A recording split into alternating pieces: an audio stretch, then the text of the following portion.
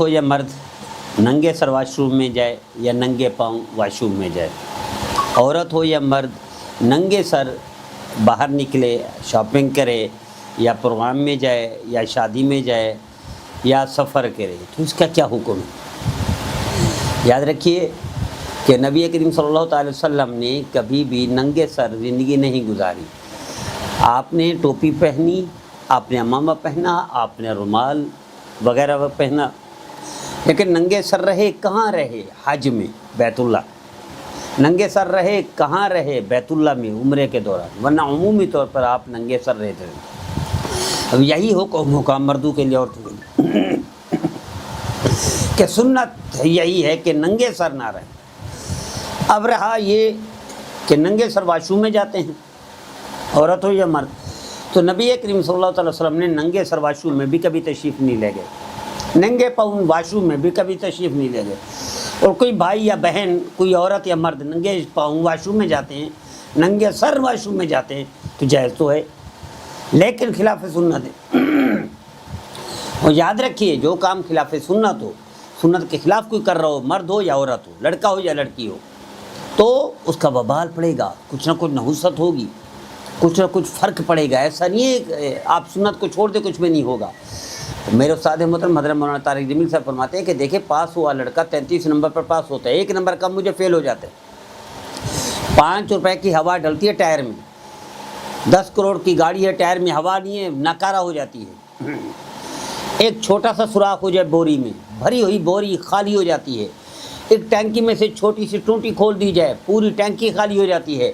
تو آپ کیا سمجھتے ہیں؟ ایک سنت کی خلاف ورزی ہو جائے گھر میں یا گھر کے باہر تو کچھ نہیں ہوگا، وبال پڑے گا، نحوست پڑے گی، پریشانیاں آئیں گی، مسلط ہوگی کچھ نہ کوئی تکلیف۔ اس لیے قرآن کا ابدی اصول ہے کہ قل ان کنتم تحبون اللہ فاتبعونی یحببکم اللہ، واطیعوا اللہ واطیعوا الرسول کا حکم ہے، اللہ کے رسول کی فرمانبرداری ہے۔ اور اسی طرح ما آتاکم الرسول فخذوہ وما نہاکم عنہ فانتہوا، تو یہ بھی فانتہوا میں ہے کہ میرے نبی نے نہیں ننگے سر زندگی نہیں گزاری، مرد ہو یا عورت اس کے لیے یہی حکم ہے۔ اب کوئی بھائی یا بہن ننگے سر واش روم میں جاتے ہیں تو جائز تو ہے لیکن خلاف سنت ہے، اس کا وبال پڑے گا۔ ننگے پاؤں واش روم میں جاتے ہیں، خلاف سنت ہے، اس کا وبال پڑے گا۔ واش روم میں جا کر وضو کرتے ہیں، اگر ناپاکی کی جگہ چھینٹے پڑیں گے، احتیاط کے خلاف ہے۔ اب باہر جگہ ہے، بیسن ہے، باہر وضو کی جگہ ہے تو باہر وضو کرنا چاہیے۔ پھر اندر واش روم میں وضو کرنا خلاف سنت کی وجہ سے مکروہ ہے، لیکن اگر باہر جگہ نہیں ہے، اندر احتیاط کر کے کر سکتے ہیں، بالکل ناپاکی کی جگہ نہیں ہے، کموڈ لگا ہوا ہے، تو پھر وضو کر سکتے ہیں مجبوری میں، ورنہ واش روم میں وضو نہیں کرنا چاہیے۔ اسی طرح باہر کوئی ننگے سر نکلتا ہے، مرد کے لیے تو جائز ہے، جواز ہے، لیکن کیا سنت بھی ہے؟ خلاف سنت ہے۔ عورت کے لیے تو حکم ہی نہیں ہے۔ عورت تو مرد کوئی بھی ہو دوسرا، ہاں گھر میں عورت بغیر دوپٹے کے رہے، بغیر عبایا کے رہے تو اس کی گنجائش ہے، جہاں محرم شوہر ہو، بیٹا ہو، بھائی ہو، لیکن وہاں بھی خلاف ادب ہے۔ باہر تو بالکل جائز نہیں ہے مردوں کے سامنے ننگے سر مارکیٹ میں جانا، ننگے سر باہر نکلنا، ننگے سر پروگرام میں جانا، ننگے سر شادی اٹینڈ کرنا، یہ گنجائش نہیں ہے۔ اسلام کے خلاف ہے، شریعت کے خلاف ہے اور سنت کے خلاف ہے، اللہ کے رسول کے حکم کے خلاف ہے۔ اس لیے ولا یبدین زینتہن الا ما ظہر منہا، اس حکم بھی شامل ہے۔ اور ویسے بھی نبی کریم صلی اللہ علیہ وسلم نے ارشاد فرمایا المرأۃ عورۃ، بھی عورت تو ہے ہی پردے کی چیز، عورت تو ہے چھپانے کی چیز۔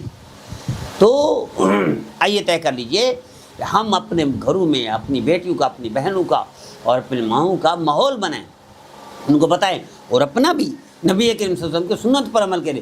سنت پر عمل کریں گے مرد ہو یا عورت برکت آئے گی، خلاف سنت کریں گے مرد ہو یا عورت نحوست آئے گی، وبال پڑے گا۔ آئیے طے کر لیجئے برکت لینی ہے یا نحوست لینی ہے؟ فَأَدَيْنَاهُ النَّجْدَيْنِ۔